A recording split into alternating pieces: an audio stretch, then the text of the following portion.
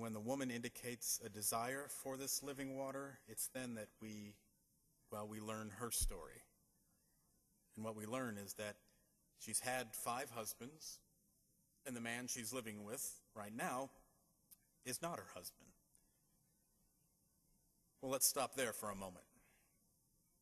This bit of information has been used by Bible scholars throughout the years to make some very large assumptions about this woman.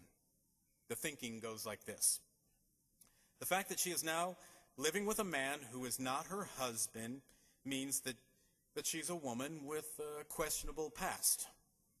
She must be a prostitute, or at least a very loose woman to have had 5 husbands and now to be living with a man who's not her husband. But regardless of the specifics, she's clearly a sinful woman, and that's the whole reason that Jesus speaks to her, because of that sin.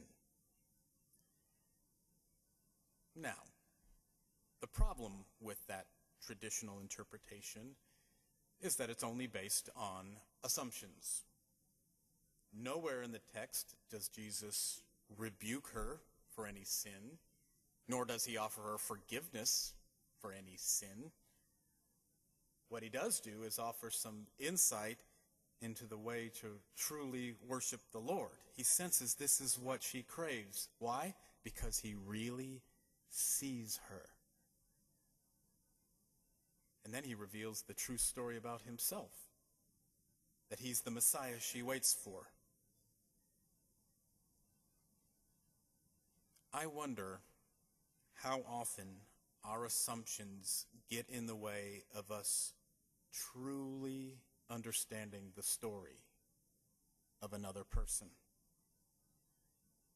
Even today, if we heard that a woman had been divorced 5 times, the thinking would probably be like, wow, something wrong with her.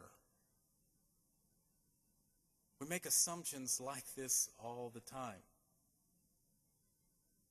How about the guy that's all raggedy, standing on the corner, holding the cardboard sign? The assumption is what? Well, he's either an alcoholic or he's mentally ill, right?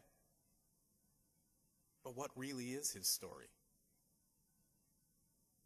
Or how about the woman that's ahead of you in line at the checkout in the grocery store? The woman with 5 little kids running all over the place, and then she pays with food stamps. What are the assumptions there? What's the real story?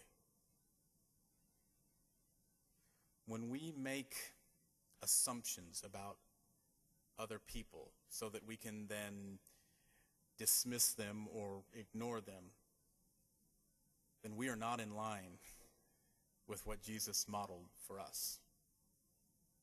Besides really seeing this woman at the well, how many shunned leopards did Jesus see and speak to and then heal?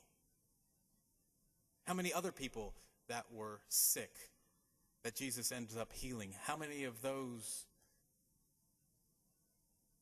how many of them, the usual thinking of the day was that if you had a sickness, it was because of something you did.